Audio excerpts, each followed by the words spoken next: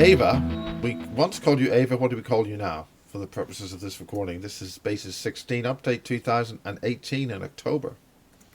Yeah, please call me the unnamed extraterrestrial visitor to your time space. That will be more appropriate. The visitor to your time space. For the point of view of the being that we addressed previously, we'll call you Eva. Is that okay? Fine, all right. But explain why you wish to talk today, and then we could address what's been going on.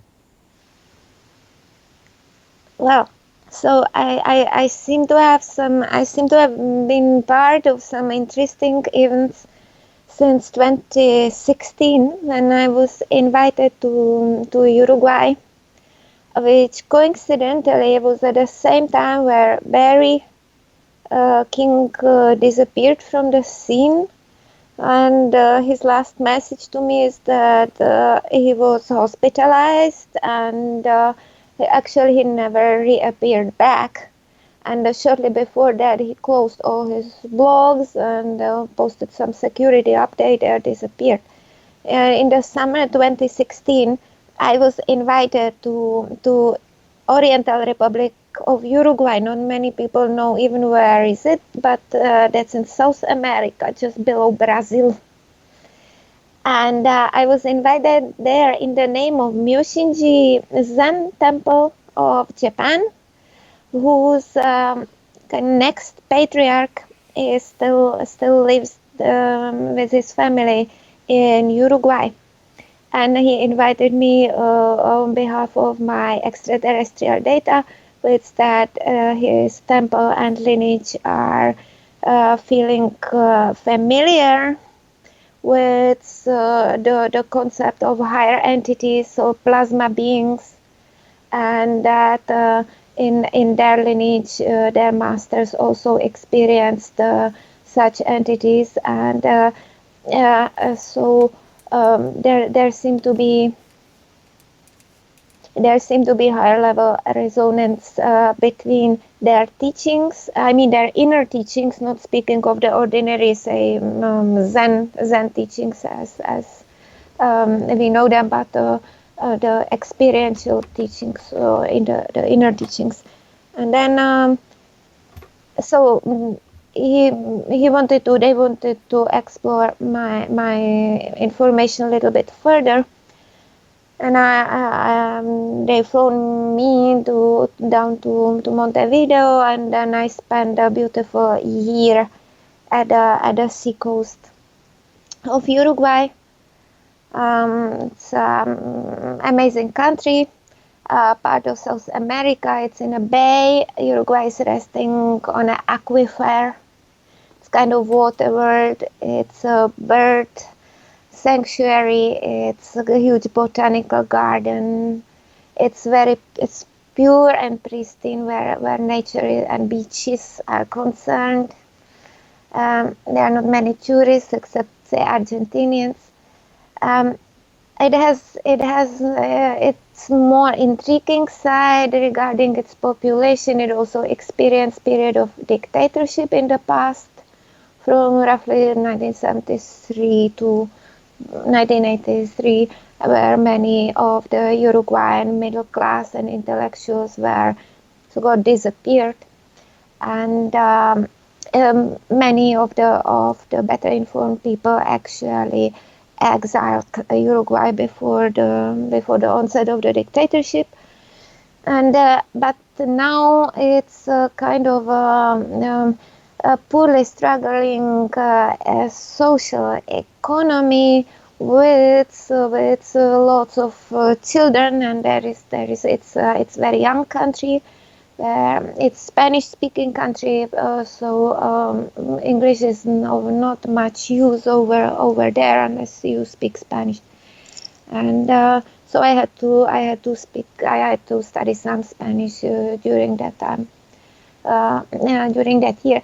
Well, and then there are many different and interesting groups living in Uruguay from the past. from before the wars, from 18th century Spanish, dominant Spanish and Portuguese families, and then there are German families who exiled there around World War II. There are some remaining Nazi descendant of the Nazi families, and all kinds of other people. So it's an interesting kind of society. It's very selective. It's kind of dominated by the Spanish Masons, so-called, people who have some inherited power in their own mind. But it's an old world that simply not very progressive, as one would think about it. And during that year, I of course, we discussed many things, and we have been mostly closed in a small, say, hut or a temple that provided safe environment. Also, UV and the radiation is extremely high on the coast, so during the summer it's nearly impossible to go out, even with protection. And but during spring, autumn, and winter season, it's rather beautiful, and it's very natural paradise. But then I have returned there, but then well, I don't know if you have any questions at this point, so I would Well, that's take a break. that's fascinating because you mentioned Germans. I mean, is there any connection there? So-called secret space programs? Any kind of information on that? Definitely there is, but it's not easy. It's not easy to figure out. I think I actually only came to that knowledge after I left. So I was sent out in September 2017. That's exactly 1 year after I flew down. So I was sent to San Jose, California, because I had an appointment with the director of SETI, Dr. Seth Shostak, and a planned meeting with him, which was very, very brief. So I also got to know some of the current situation in that area, which is, as everybody probably already knows in your circles, the infamous search for extraterrestrial civilizations with telescope dishes. One of the main donors, a co-founder of Microsoft, Paul Allen, just passed away a couple of days ago. So the Allen Telescope Array that is north of San Francisco was sponsored hugely by that person alone. But the SETI research is struggling for funding. And even though in the news and in the media it was said that some famous Russian billionaire donated a huge amount of money to that project, in fact, that money was taken away by University of California. So the project itself is still on a very frail footing.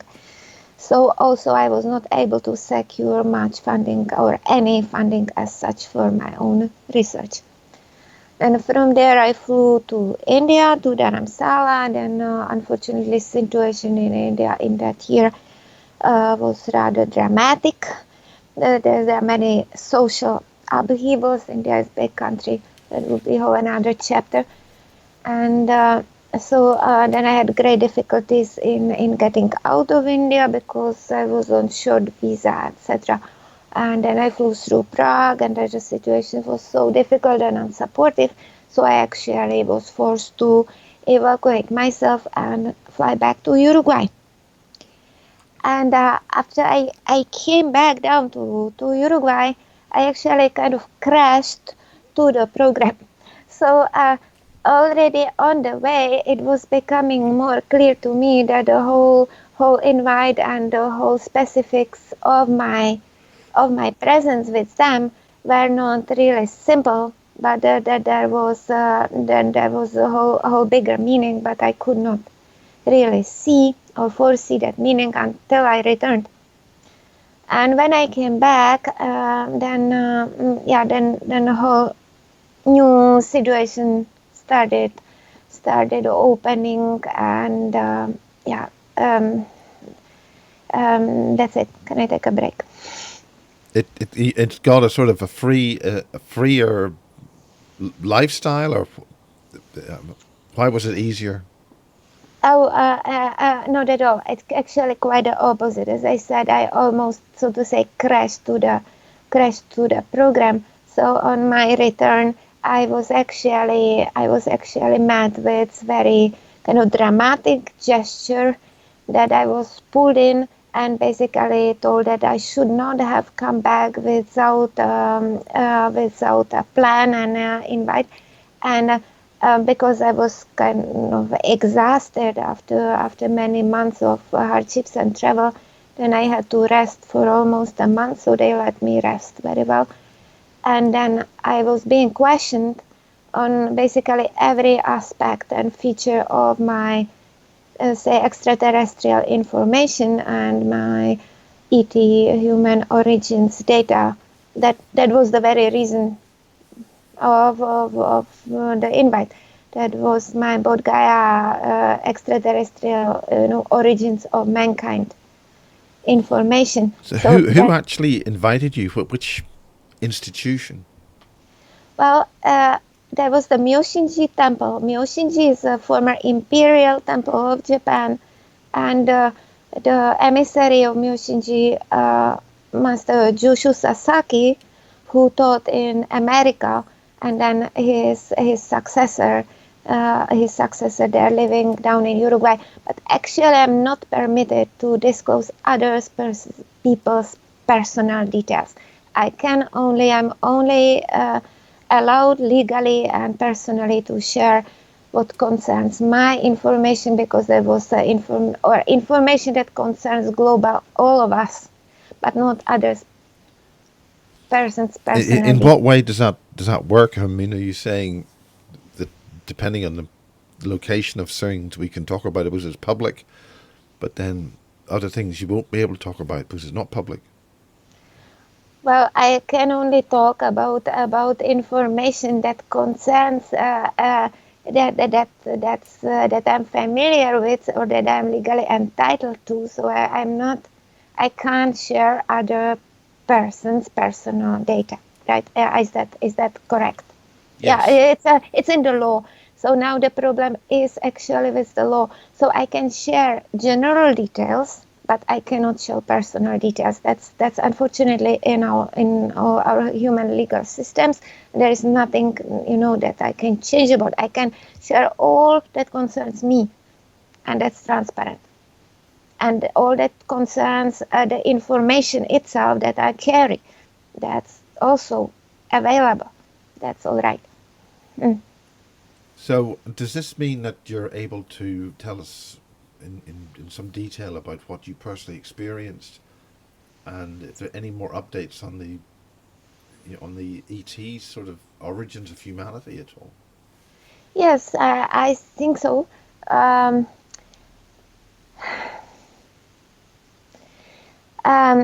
I can say that I was investigated for many months on that information in very brute manner. If I say brute manner, that means I was physically held and almost tortured in order to be able to verify. So they were able to verify whether I speak truth or not. Yeah. And I was also kept on very limited food intake, and I was basically kept to one point on a sofa where I sat and slept, and of course I had a freedom within the building, but that's how it went, and the situation lasted for many months. So I can say from that, I can testify that the information is important to somebody. I can also say that within those couple of months, it's been revealed to me that the say investigators or the program is run from Americas. That it's one of the programs that are run by one of the more secretive American agencies. It was repeated to me that it's an American program, that in the Eurozone we have no bearing on the program and vice versa. And that all of that, my information will be utilized in future by them. And they also threatened me to take my life away many times, and basically to have me disappeared. And they were ready to do that if I objected, if I did something they did not want me to do. So, yep. So what are you able to tell us? Explain. What can you say? Well, yes, I think it was, they were questioning all about the spaceship that I have encountered. They wanted to hear everything again, but they wanted to hear it under stress. So that was the objective. It was not enough to have me interviewed in a decent manner, but it was to them it was necessary to hold me physically and under great stress, and threaten me life. And under such threat, they were probably satisfied to get all the details repeated and investigated. So I had to repeat all about the details of the spaceship, how I came to see it, how did it look like, how the beings look like, what way they were related to humans, what way humans descended, from those beings, what happened to the first humans, and so forth. Also about the propulsion systems of the spaceships and its qualities, possible distance in a space, even though these categories could hardly be determined. And then, of course, there was a huge interest in knowing when are they coming back. So that's something they were really focused on they are really focused on at present time, is predictability of events, because it seems these people, whatever agencies they are working for, they are very scientifically oriented people, and they are collecting global data, as we can imagine. They are very interested in the solar activity, and basically they keep their eyes on the horizon of solar activity, whether there will be another big say solar wind hitting the planet, causing global event, earthquakes, etc., etc. So they are probably also interested to know when is the next big contact scenario going to occur, and they already got an information from many people, probably not only from me, that there is bound to be a global contact event. They are adamant on that point. There will be a global contact event that will be visible, that will involve space, that will involve ships hovering above cities, even though they don't know when. They don't know where. That's not that information is even possibly not available, but they are interested in that kind of information. So what can you describe about what the ship was and stuff then? Yes, I think I already talked to you about it before, but that ship was a semi-globe hemisphere, right? It was a hemisphere, and it coincides with sightings of a few other people.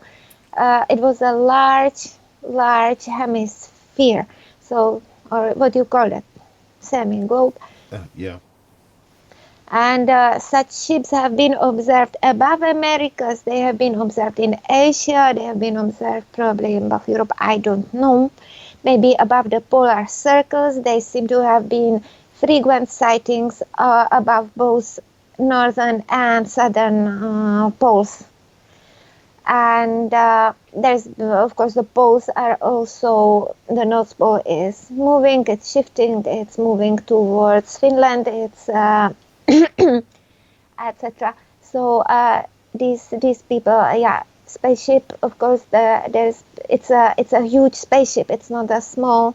It's not a small. These small scout ships. It's a big hemisphere. What kind of ships have you seen? I mean, since then, is this something that's been mass landing somewhere? No, I have had that very very deep and detailed entry when I went to that. I went been to the ship, as you know, Basis 16 is all about it. It's been in Bodh Gaya 2002.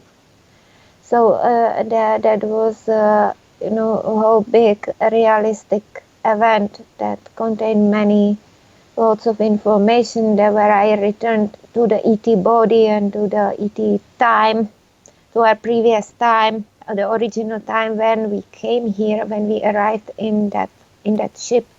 But they are basically, it seems, expecting for the return of the ship.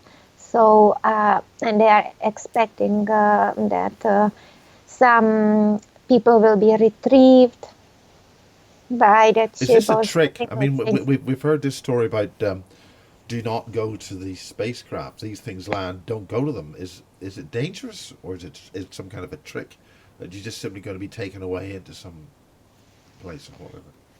I don't think that many people would choose to go to that ship, or that many people will be ready.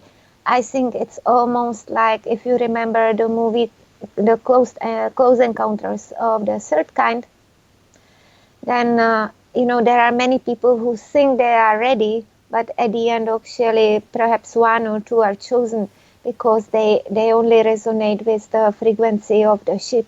So, there may be lots of military personnel, lots of fans, ET fans standing nearby, but actually out of them, maybe just few will actually resonate with the energy, with the frequency, and to the rest, it will feel very, very strange.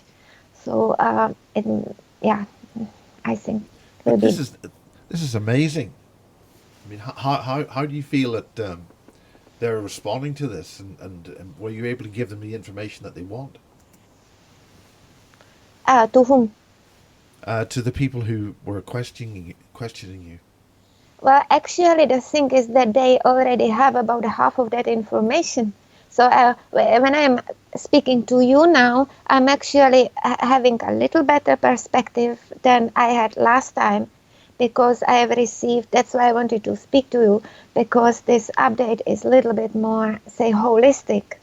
Since these people offered me uh, half of their information, and I contributed a little bit of my half, and together it made better sense, because they were focused on, say, okay, you saw the past, now there is a present and there'll be future.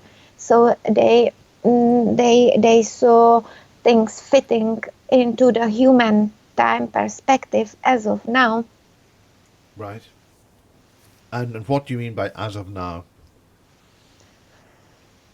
Well, I mean, that's what are they going to also, expect as of now? well, it's not easy to do the math. It's not easy to do the prediction. How long is it going to take? How many years, or how many months, or how many decades? But in my own view and knowledge, we should witness such an event in our own lifetime. Wow. But just continuing here with Eva, who is a person known as another being in 3D space. Is that right? No, No? no, actually, more like multi-dimensional entity trying to fit into your 3D space. It's hard So to fit into. explain that and explain all that. And actually, why don't we say hi to Barry King? If Barry King's around, do make contact. Oh, Okay. see, Yeah. Okay. it's attempt for contact. Shall I try again? Yeah. So I've got my mug of tea here from Las Vegas. Yeah. This time it worked. So where does that leave us in terms of the what I'm trying to get here are the differences in. I'm being blocked here. I'm not having a very good. It just seems to be so immense what's going on. Could you explain all that, please? It seems something very big's happened. Um, and now again, what do you remember? Well, what I want to know is that you see, I'm seeing a Don't friend. tell me that you are having total disconnect, please. Oh, are you okay? Sorry, can you hear? Yes, I can hear you. A friend of mine who's coming from Norway remembers coming to this earth as one of the original landers, and she's Norwegian, obviously. So you're one of the original landers, original first arrivals, is that right? Well, at least I met with the energy. I met with the beings. I feel to be part of those beings and energy, but in a way we all are. So all mankind and all of humanity, we are part of that energy and of those beings. Well, to bigger or lesser degree. I mean, there were some people who were suggesting that we're all ETs, all humans are ETs, all of us, and our Well, soul. These. that's my original testimony and predicament. Yes, we are all originally visitors to this planet. We are all visitors to But this we planet. is it like a Hotel California? We can't leave. We are the settlers. We are the first settlers to this new world. We are the first settlers to this new world, and we have been here. Speaking of humanity, for many millions of years. So we have suffered millions of years of adaptation, or so-called evolution, or evo-devo, right?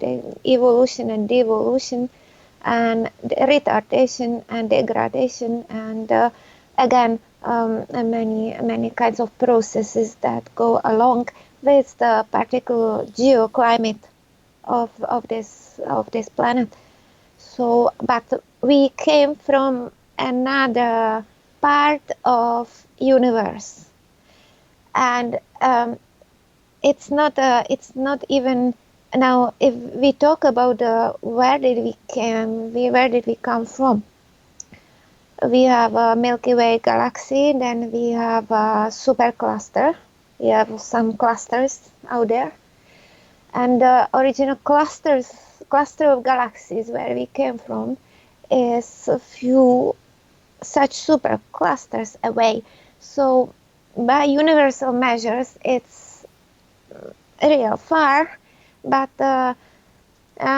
suppose we had very advanced technologies that enabled us to surpass time and space, and created say hyperloop.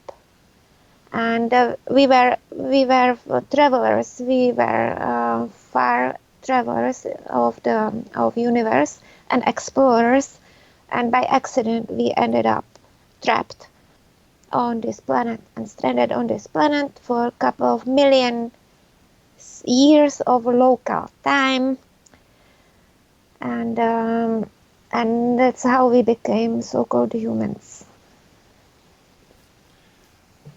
So there's some kind of an event happening because we are seem to be coming through the loop is sort of finishing and things are changing. Something's different this time. Could you explain that, or is that actually happening? Something is different From when?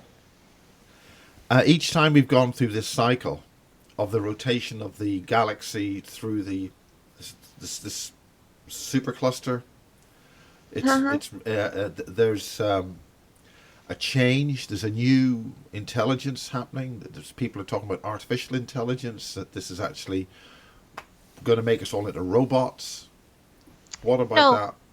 no, no. I would give a very strong warning against a belief and faith in artificial intelligence, because our, say, biological intelligence is much more, say, abundant, much more important, and it's infinitely bigger than anything artificial. But if you're speaking of time cycles and space cycles, then the universe, of course, is having its own intelligent matrix and its own living matrix. And let's think that with each progression of the bigger time-space cycle, we are actually kind of evolving. We are ascending on a spiral. So we are liberating ourselves from the prison-like conditions of this particular system. But there are many ways how to look at it, and perhaps, as you said, we are reaching certain, say, we are reaching some kind of meeting point,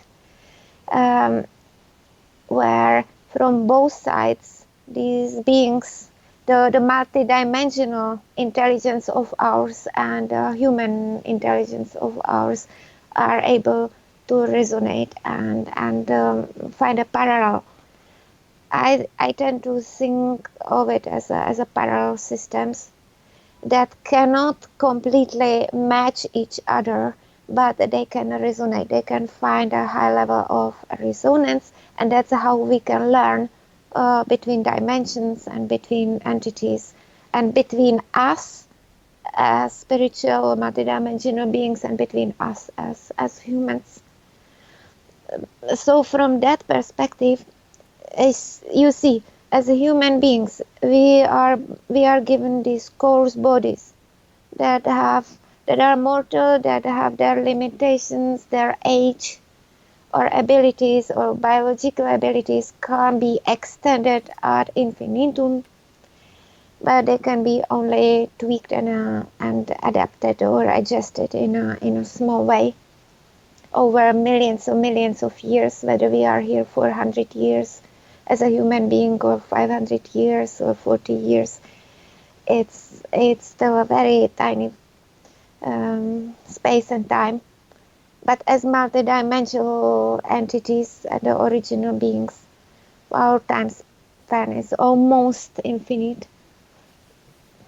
So we can't do as much about the human condition else than trying to harmonize it with our more intelligent or more like cosmically intelligent selves existence. How do you explain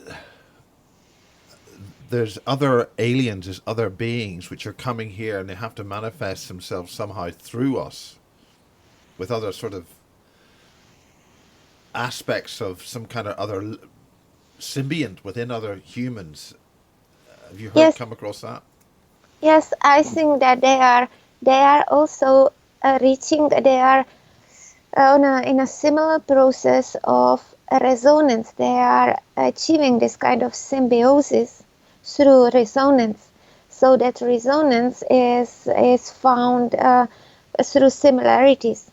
Since our, say, human bodies and brains function by part as a transmitter or a receiver and a transmitter of information, we are able to tune to many different frequency fields and resonant fields.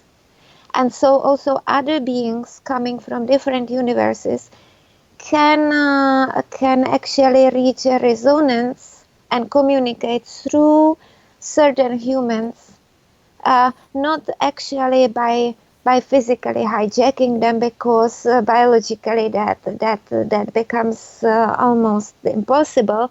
But actually, it seems to be. But that kind of symbiosis is more likely achieved through resonant fields of So, energy I and mean, are you information. saying we can't have what's called a walk-in? An alien cannot take over a human body as such?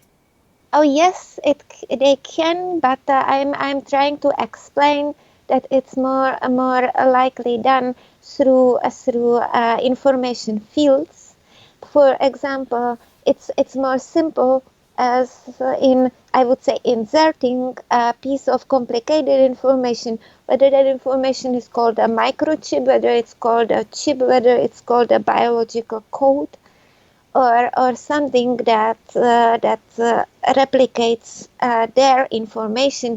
The host and the guest reach a resonance through a tiny little piece of biological information or an artificial information, and that itself is enough to induce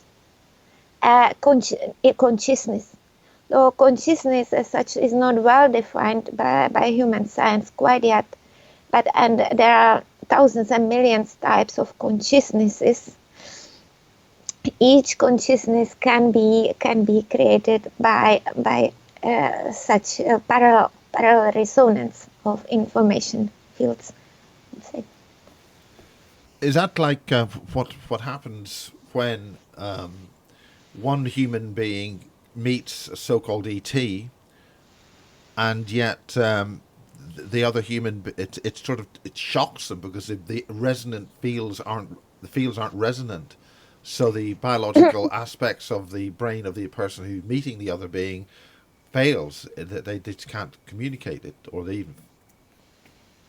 Yes, so if there is no resonance, then communication fails naturally. So as human beings, we communicate on a basis of similarity of, say, language or manners or info and manners and information and biological information that we were born with from the beginning. Now suppose there is another entity coming from somewhere else in space, and they share very little uh, original information with us. Then usually those first attempts for communication end up very strangely, or they end up in scare, or most of the information fails. But when a little piece of, you would say, a gift of information is exchanged between the host and a guest, between both parties, then intelligent communication, advancing communication is possible. When people don't know that they are, when you have a situation where people don't feel that they're in the right body, as people make all these tattoos over them bodies as if they're some other kind of being. Is that when it goes wrong? Is that when another being comes into the body and feels that they're another soul? Is that the difference between a soul and an ET as such? Another alien soul? Um, yes, I think so. That in past, if you look, for example, at the habits of people, say South America or in Africa, then people who try to replicate a long skull, long skulls, or Yes. who did various body mutilations in order to, I think they use it as part of their worship, and a part of the creating a similarity. So as you would say, similar attracts similar. So by worshipping or by changing one's own body to that of another entity, they're more likely try to also create a spirit, uh, or a consciousness that would bring them closer to such entities. I think it's a globally observable phenomenon that people actually replicate somebody and try to create a link between them and the other. Well, I mean, we have a situation here now where we've got, I think, six different types of sexuality, because the confusion between male female is now almost, you're not even almost allowed to say that there's a male and a female. You've got this transgender. There's this complete mix of the basic sexualities of human beings, and ultimately that must mean that we're not going to be around that long because we can't reproduce naturally. Uh, I think I think that despite the common scientific prejudice, I would call it prejudice, human diversity is huge, is vast. It's much vaster than the prejudice has been teaching us through the Middle Ages and through the 20th century. So if they have been teaching us that there are only two genders, or that there are two genders, it's just about like teaching us that there are only two basic colors. At the beginning, our ancestors, they were so-called androgynous. They were Yeah. very holistic.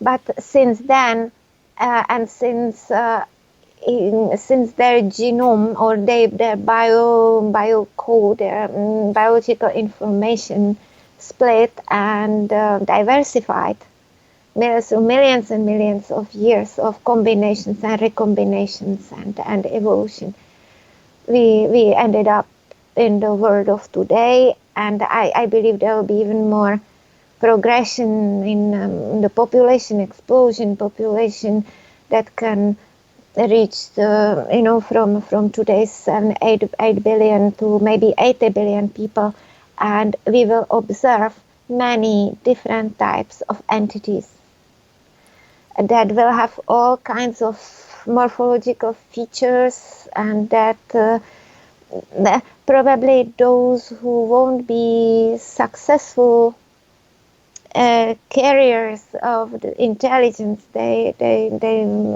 will perish. And those there's natural selectivity also that can be stopped. So No, I would not worry about that too much. yeah. I mean, it was interesting the way that you compared the Middle Ages, the Dark Ages almost, with the 20th Yes. century. That would imply that in the last few years there's been a great deal more information that's been made available. Can you go into that, please?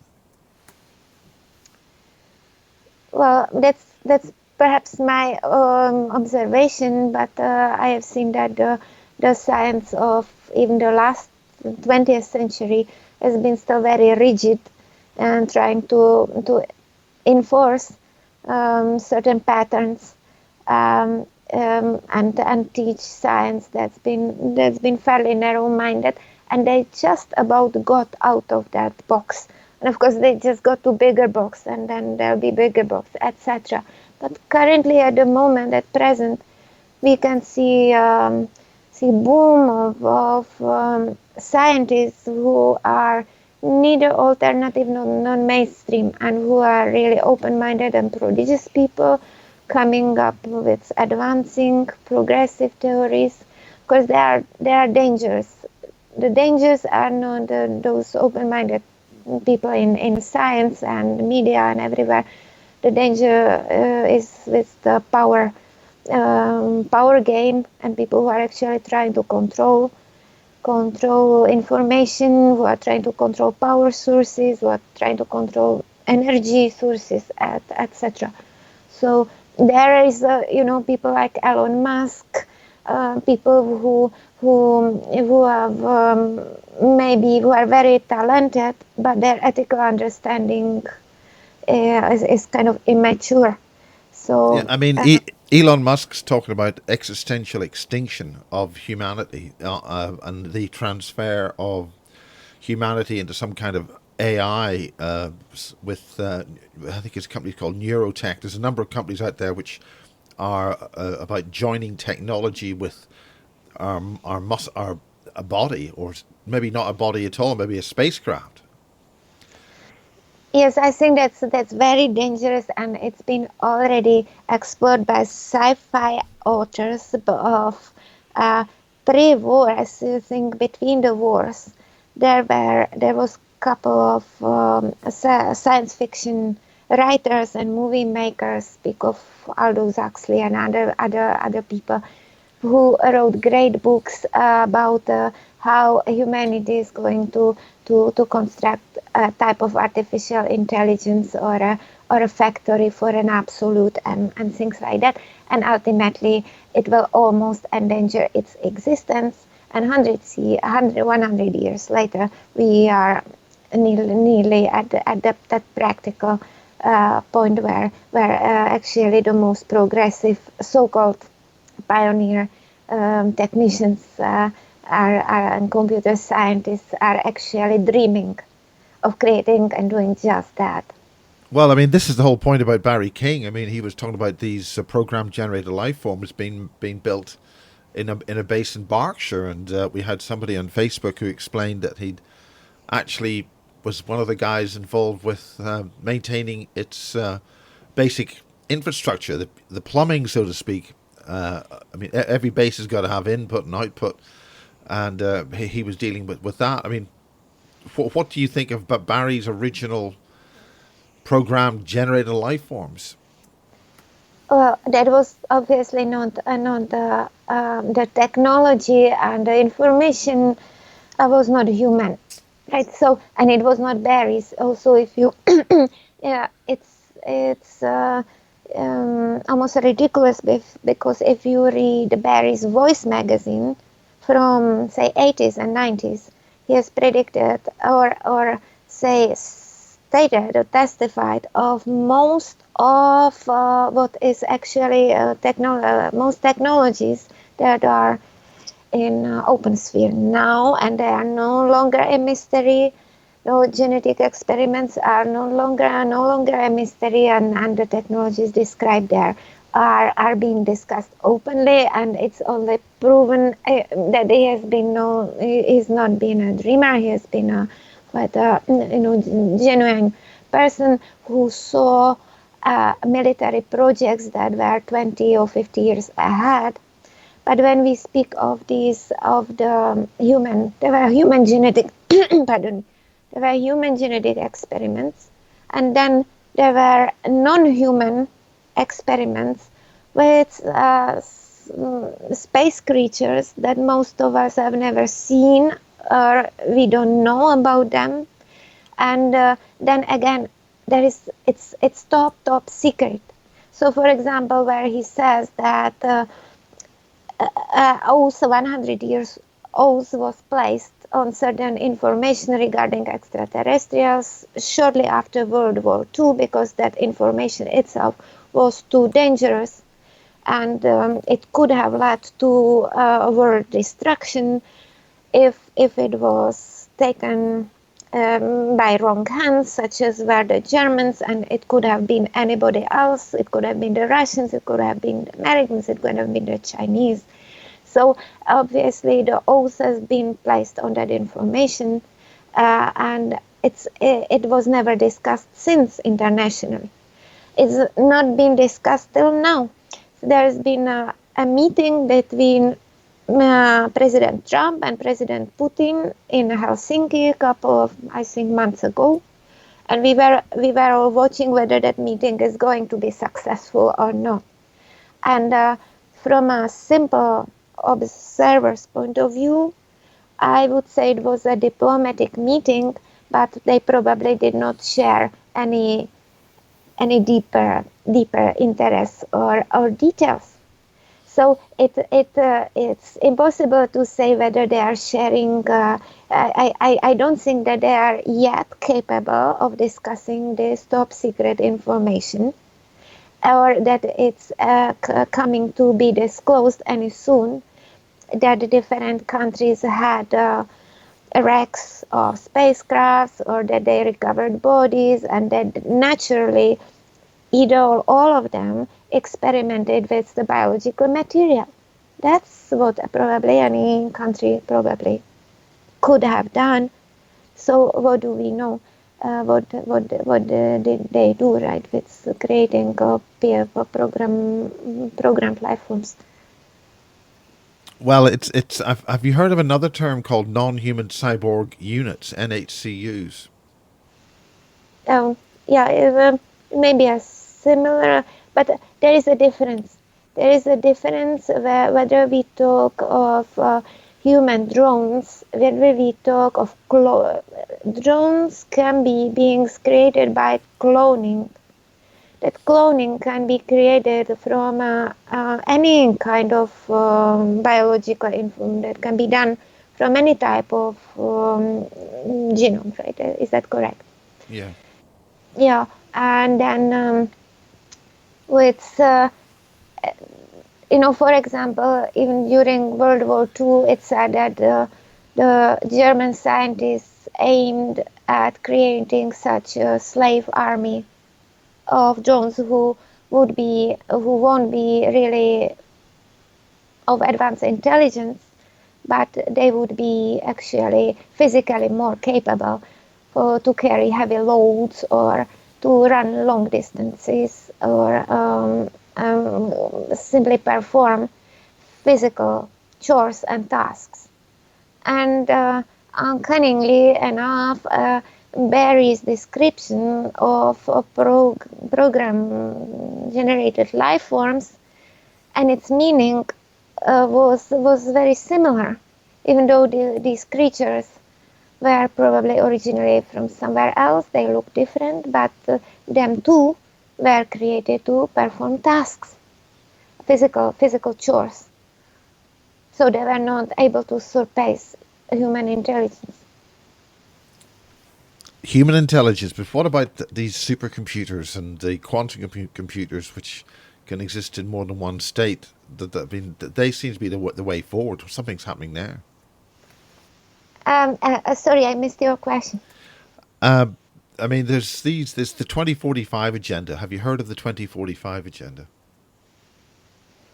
Um, can you specify? Essentially, by the year 2045, there's these scientists will be having humans officially only existing as an avatar in a computer matrix, whereas Oh, the body will have long since been removed and potentially made into a cyborg, the combination of technology with biology.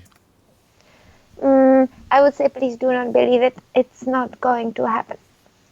If we speak of human intelligence, and always remember where we came from. Please always remember where we came from.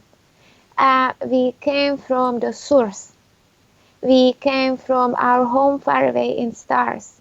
We came here as enlightened beings with infinite capacity to respond to diverse circumstances. And there is no lowly creature that is going to rule over us or that is going to destroy our potential. We can be endangered, we can be temporarily enslaved, we can be beaten, we can be tortured, but we can die and be reborn. But we will always survive, and our potentials will always survive, and we will reach back to stars. We will expand and flourish. So people who are pure evil and who make such demeaning predictions to humanity should be should be really locked to their chairs and close to their computers and to their computers' games, because this is where their intelligence applies and this is where it fulfills its purpose. And people with such evil predictions should be put on, locked to their computers, not the rest of humanity. I can assure you that the rest of humanity are living beings who want to live, who want to run and laugh and create and be beautiful and continue living, and they'll never allow for the few bad freaks to destroy our civilization. Well, this is exactly what the 5G people are talking about. We're trying to alert people to the dangers of this technology and make sure it doesn't happen. But I mean, there's people in England who were brought to court because the court, the other people, the councillors, Gateshead Council wanted to completely shut Mark Steele, who was campaigning about this neurologically toxic series of frequencies which they're using, which actually damage the mitochondrial DNA. It damages living beings. I mean, Yes, yes, but all these technologies have to be stopped. yeah, You know, exactly. Yeah, that's the whole point. That's part of the conversation. Whole point of the basis logo behind me, as to stop us becoming cyborgs. But I don't think we're going to be able to do that. I think they've already done it. no, I Or don't think so. what do you feel about that? Well, I think that it's not about again, it's not about stopping the progress. It's not about totally stopping the technology. It's about making them life friendly. It's about making them human friendly, and it's about um, giving living beings their value, giving the value back, and ethical value, emotional value back to living beings, instead of worshipping idols, technologies, statues, or whatever material. Yeah, I It's mean, I totally concur with that. But these nutcase scientists are pushing it through. They're trying to stop people from protesting about it. This artificial intelligence. They will be stopped, but I as How do it, we do that? How do we? What would you tell people? How would you make things move forward on that? hmm, I can say that the most important thing that needs to be changed on Earth is bringing up clean energy resources. The If I go back to Uruguay and what's been discussed between me and the people of the bigger scientific programs is that also I have witnessed a situation flying. See, last year itself I flew, and you may be flying frequently, and I flew from South America to North America, then to India and back and around. And I have seen a huge increase in pollution globally. The pollution that is literally swallowing cities that are being turned to they're being turned to our own graveyards. If we think of mega cities, pardon, But if what we I'm, think of if yeah, we think of mega cities, they such as Tokyo, New York, Washington D.C., Paris, London, etc. They're becoming our own graveyard, and the situation is grave. There also in the future there will be scarcity of water, clean drinking, fresh water sources. That's already becoming. It's already coming to open and obvious. And yeah. I mean, yeah. I mean, hand in hand with that are energy resources. So whatever is being the fossil fuels, right, and energy grid, it's endangering us the most at the moment, and it's also potential source of risk as the greatest risk to human civilization.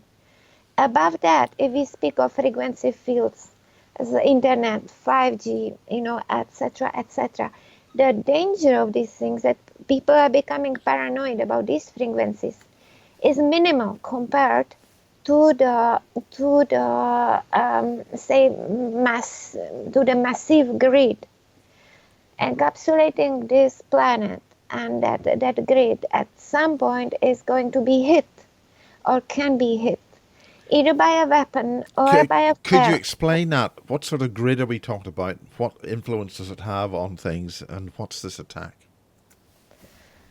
Is the whole connectivity of the electric of the wires, so-called wires, this power distribution from fossil fuels, from the tankers, from oil rigs, burning oil rigs all over the world. Think Iraq, burning oil rigs. Think Mexican Gulf, and on the oil ones, sink power stations, sink nuclear power stations, sink nuclear weapons, and etc., and electric grid, power grid. So at moment of any say direct attack, that could be solar flare, or it could be a powerful weapon unleashed by any of our madman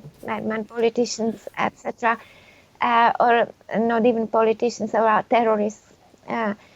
If in case of such attack, the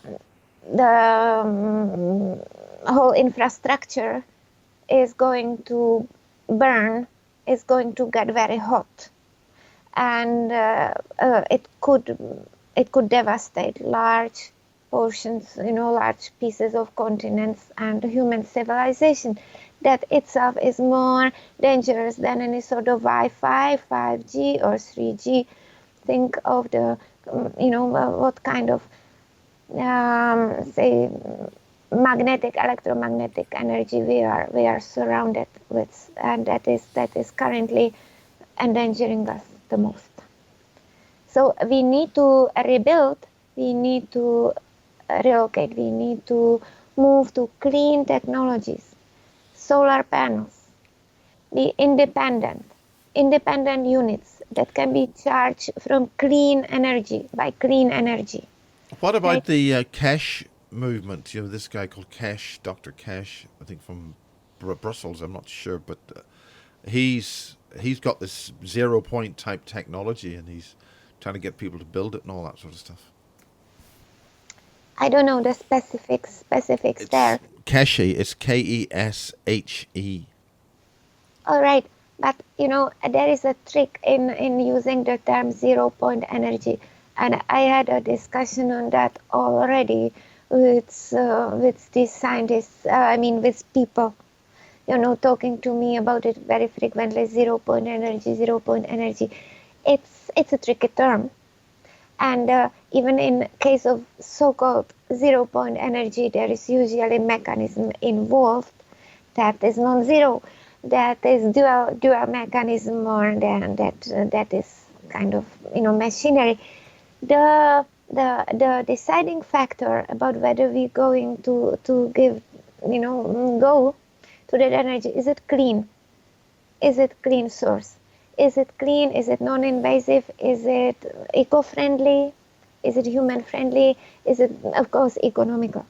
But at the beginning and end is more important whether it's clean energy. What type of generator device are you talking about? How is that going to be made? How you physically make that clean energy? In my opinion, and the opinion, say, of my ancestors and the beings that I resonate with, it would be still wiser to use, solar energy. I see solar energy as the most availability for us on this planet. Say, economically and energetically, most availability, and it's cleanest. Second, there is energy in the air, quite like windmills, but there are many different types of such dynamic energy, whether it's the tides, whether it's wind, or whether it's water, and etc. But solar energy is still the most available. That brings us. Okay, do a take two on this. You've been traveling, and you've been in the Himalayas. Do you want to speak about how some of your travels have been going? What would you ask me about? Well, something? I think you. It's going to be useful. You communicated with me about being in the Himalayas, and you could see other things. Have you seen? Well, explain what you were seeing, if you wish to talk about that. Well, I would probably have to return back to the global weather phenomenon and say that the slopes of Himalayas, as I have experienced them 23 years ago, 22 years ago, when I started to travel to India, were different from what we are seeing now.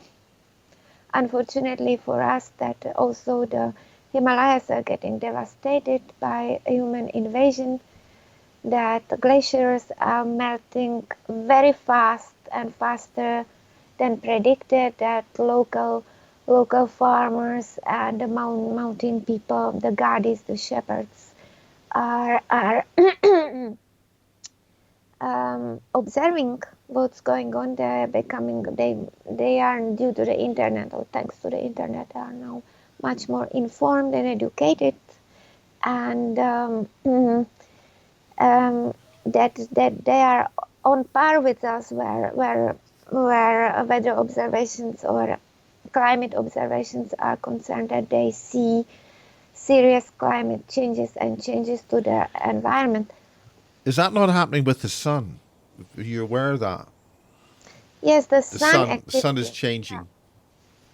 Well, the sun activity is on target on observation, and the ancient rishis, you remember all the ancient people from Egypt to India, their primary deity was the sun. And again, if we go back to the energy grid and the sun energy and say Egyptian pyramids, now what do you think that these pyramids firstly served? They served as energy collectors. They served as sun collectors. You know how? Let's talk to Zahi Havas. Let's let him allow us to do a project. But of course, that's very imaginary project. But if each of the Egyptian pyramids could be covered by, say, silver plates,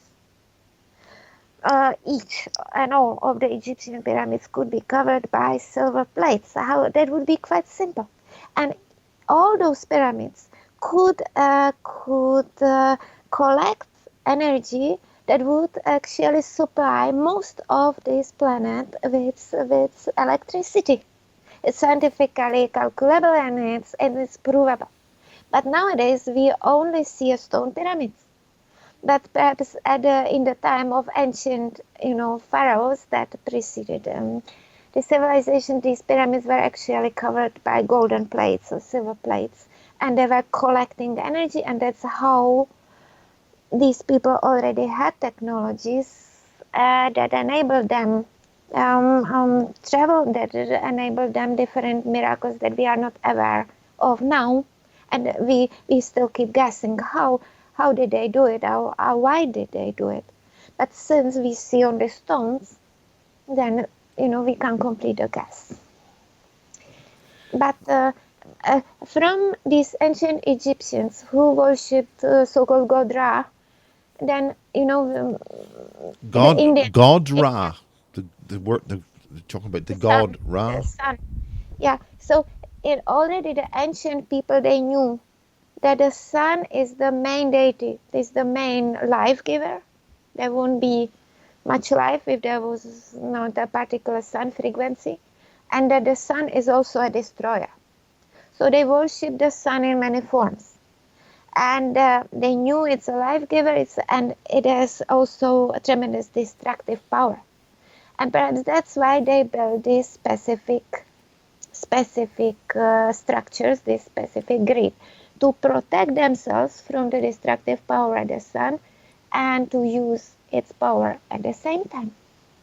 You're referring to some kind of massive solar storm, solar flare, or some kind. Yes, also in their times, they had to protect themselves from the scorching heat and the power of the sun.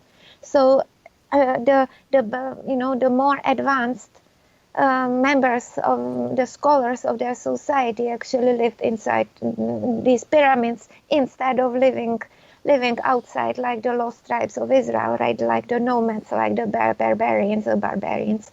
So they had to protect themselves from the high UV. And they were perhaps also experiencing the destructive power of the sun all over the world. So they lived inside. And they knew of the potential, right? So maybe we will have to do the same. Some advanced, say, business people of today are actually trying to do the same. They are building themselves advanced facilities where they can hide from the sun. Yeah. Hmm. Well, this has been a fascinating update. It's good to see you. It's good to see you sort of, all sort of, there and discussing things in great detail. I think I've got another call tonight, so I'm going to have to sort of pull things off for now. But it's really good to see you. It's been 6 years. 6 years, long time. A lot of things happening. And it's good to see you looking well, and all those books It's and good things. to see you. Yeah. It's good to see you. You are still at the same place. No, I moved. I've moved away from there, but I've managed. I'm in the Wiltshire area now. I'm in the middle of crop circle country, as they say. Wow. Wow. I would love to visit. Yeah. Is there any final sort of things you'd like to say for this time? Can people get in contact with you? You're on Facebook, is that right? No, I am not. I'm not on Facebook. I'm not on any social media. I am at present moment. I'm in Finland and I'm in beautiful town of Turku. And I'm in a library of a noble man, Professor Ratio, who is a linguist and Buddhist, and also NGO activist. And if people want to, just not to forget to say that I lost most of my belongings during my 2 years mission. So if people wish to connect to me, they're welcome. They can email. They can reach me by email. If you post my email, that's probably the only way how to reach me at the moment, because I'm Okay. not on any social media. Well, we're doing this as a record. We're not actually live for this time, so we'll put that in on the edit. So, well, it's good to see you. May your God go with you and bless you. I suppose that's what we say. May God bless all your listeners, and may everybody reach a better harmony with themselves, and better, more peace, more prosperity, and more love. And don't forget to love yourself and each other, and give yourself a hug. Very nice. Well, this is a Basis 16 update in 2018, and for now, we'll call that a day. Thank you very much. Thank you, Miles. Cheerio.